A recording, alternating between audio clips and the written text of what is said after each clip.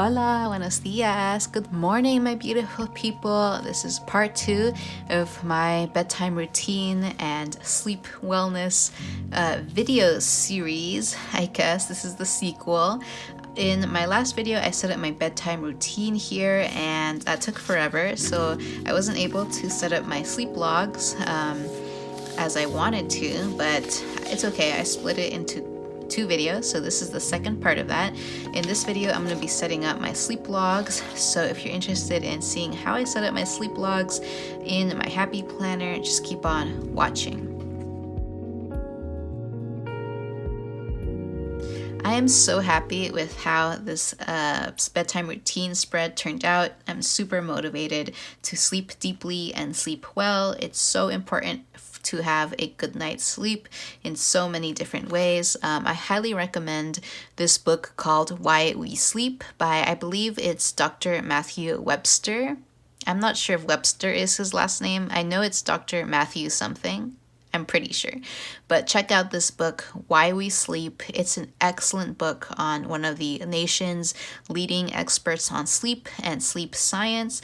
And if it doesn't convince you to, not, pull all-nighters and to really motivate you to step up your sleep routine and your bedtime routine, then I don't know what will, because that book is so full of data, of decades of research showing the benefits, mental, physical, immunological benefits of having a good night's sleep. So highly recommend that book.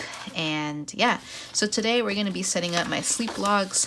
So these are these guys here. I've gone through so many iterations of sleep logs, and you can see that they kind of went from a little bit less structured and less information to more information. And that's just how I am. I am a data scientist. I enjoy looking at data. I enjoy looking at figures and tables and graphs, and I like seeing information. I like looking for patterns within information. That's just how my brain works. It's just how I am, what I like to do. And so for me, it's very much a joy to look at my own data and to collect data and to structure it and format it in various ways.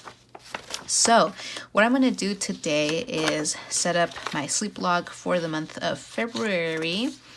And I think what I'm going to do is I'm going to do something a little different than what I'm used to doing. And I'm going to set up a sleep log / a sleep graph. So I'm thinking of setting up a graph at the top here and then the logs down at the bottom, because while I do enjoy having a lot of data like this, I do want to be able to kind of picture it or to understand it at a glance. And with tables, it's a little bit harder to get the idea or to see the pattern in a table. It's much more easier to see it in a visualization like a graph. And so while the table definitely has all of the details of the data, like if you want to just get an overall big picture look at a glance, you can it's best to use a figure for that. So we're going to have a graph up here graphing the hours of sleep that I log in each night, and then I'm going to have the table down at the bottom. And I'm thinking the graph is going to be maybe like that big, and then the log is going to take up most of the page. So let's get into this.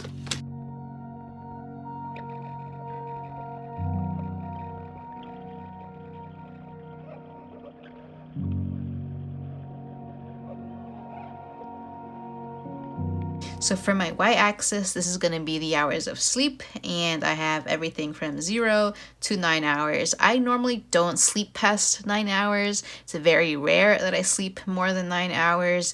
So 9 hours I think is fine for me. If I go above that, I will just, make a note of it, maybe with a little upward arrow or something, and then write the actual amount of time I've slept. But very rare for me to sleep more than 9 hours. So I'm just going to cut myself off at 9, and if I see that I want to increase that next time I do this, we'll go ahead and do that.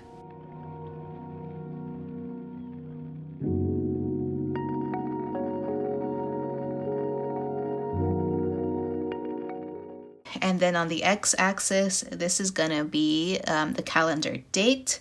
So we have starting from today, which is February the 7th, all the way through the end of February, and then the first 2 weeks of March. That's a pretty good amount of time. So we'll see how that goes. So yeah, I think that's fine. Let's give ourselves give our figure a title up here. I've called this February March sleep graph, and we'll leave that like that, and then I'll set up my data table down here at the bottom.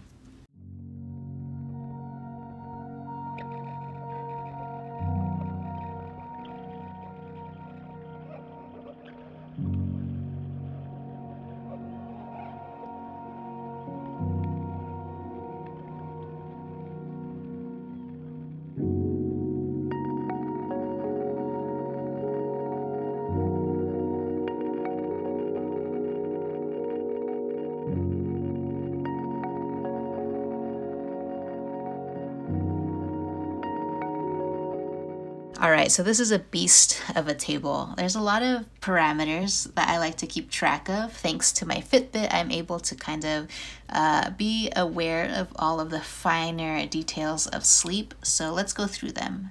The first column, I also abbreviate a lot of these things because I don't have the room to write. So for the first column, there's a D. Let me see if I can zoom in more here. So for the first column, I just have D. This is for date or day, and I just put the date here. I usually use shorthand, so for February the 1st, I'd put 02/01, so something that can fit in this small box. And then I have sleep time. This is the time I went to sleep the day before. And then I have wake time, which is the time I woke up, and then followed by the total time, which is what I will plot on this graph. And then following that, I have 4 different parameters of sleep itself. This I can track thanks to my Fitbit. It tells me how much time I've spent awake, how much time I've spent in rapid eye movement sleep, aka the dream stage, how much time I've spent in light sleep, how much time I've spent in deep sleep. And for me, the parameters that are the most important are the deep sleep and the rapid eye movement sleep. The deep sleep in particular, I find that the more deep sleep I get, the better rested I feel. So I'm always trying to increase my deep sleep. I'm also really interested in rapid eye movement sleep. I do want to one day lucid dream. I want to get to the point where I can get myself to lucid dream on command. And so I've been trying to work on that. And I also think rapid eye movement sleep is really important for like psychological health. So I'm interested in always increasing my REM and my deep sleep, and also maintaining, a good amount of light sleep as well. And I'm also interested in reducing my time awake. It's very normal to have, some time awake. We wake up so many times during our normal bout of sleep, and a lot of the times we don't remember even waking up, although sometimes we do wake up so much that we do remember waking up. I'm always trying to reduce my time awake because I'm really trying to make my sleep super efficient, so that way I can get away with as little sleep as possible. And so I'm always trying to make the sleep that I do have really, really count. And so I'm trying to reduce this time awake, through having a really rigorous bedtime routine. I also do not feel as rested when I wake up in the middle of the night. I mean, we all wake up in the middle of the night to some extent. We just don't remember it because they're just so they're so short, the times that we wake up. But sometimes they're large enough for us to remember and register them. And I feel like when I wake up, in the middle of the night, like 3 a.m. or whatever, I feel like it really disturbs my sleep, and I wake up not feeling as rested, and it's harder for me to get up. So this is something I'm always aware of. And then we have a couple of other parameters here that I like to keep track of. So we have T, which for me, it stands for target. So I have a target time that I want to wake up. Usually it's 5 in the morning. Sometimes it's 5:30 or 6 in the morning.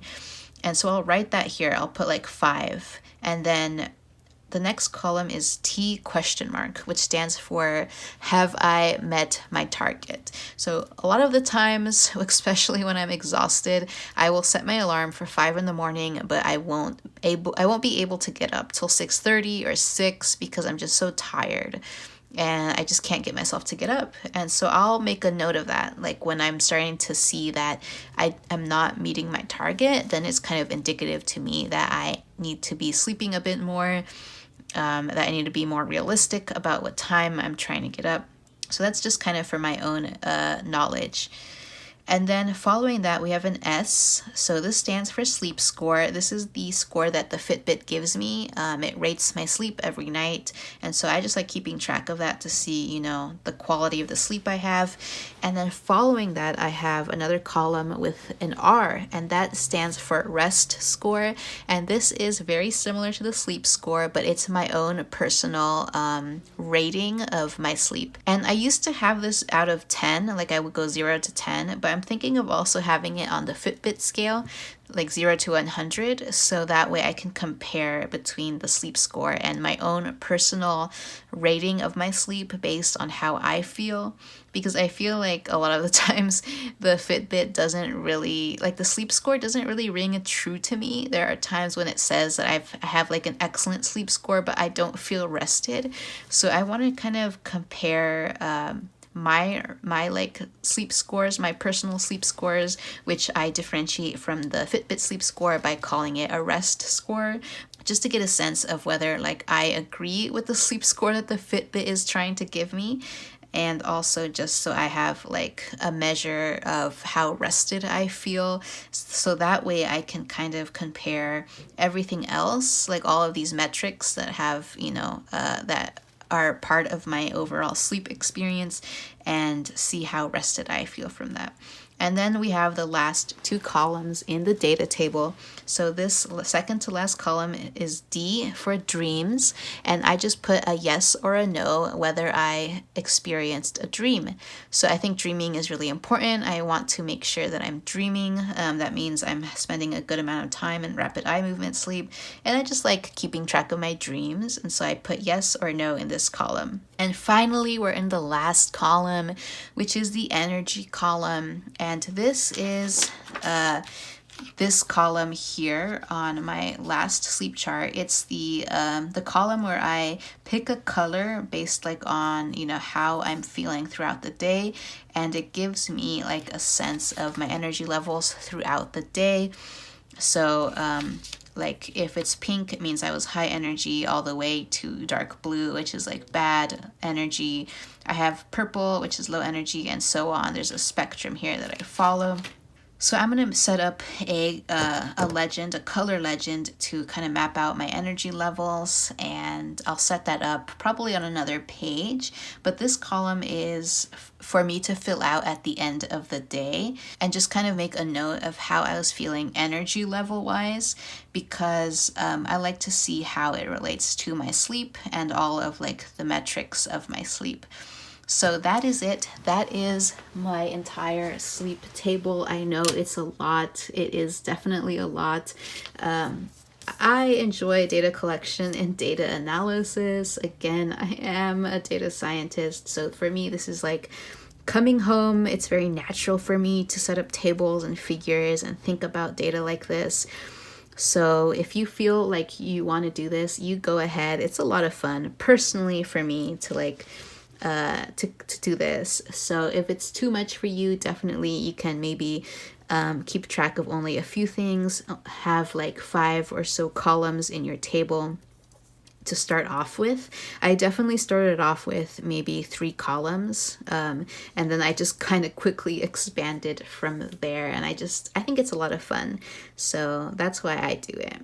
So there's my sleep log, and sometimes I definitely forget to write down my sleep metrics, or I forget to wear my Fitbit to bed, or I choose not to wear my Fitbit to bed, and so I end up having, you know, missing data. And you can kind of see that like in my energy logs. Sometimes I'll forget to write down, you know, my energy level at the end of the day. Sometimes I just forget to write down some things.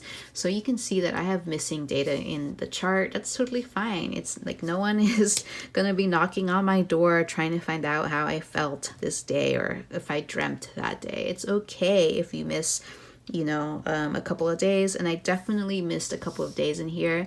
This is not like, you know, consecutive days in a row. You can definitely see that I skip a couple of days here and there when I was making the sleep log, and that's totally fine as well. It is what it is. Like, don't stress out too much about it. You can see I have missing data all over. That's just part of life. And so how I'm going to fill this out is whenever I feel like I have the time and energy to fill it out, I'll fill it out. I'll inevitably miss a few days. That's fine. I'll probably, you know, just have to skip that day in the graph. And yeah, but we'll see how many days I can fill this in to get a complete picture of my sleep statistics. All right, everyone, that is it for this video. I hope you enjoyed seeing me set up my little sleep graph.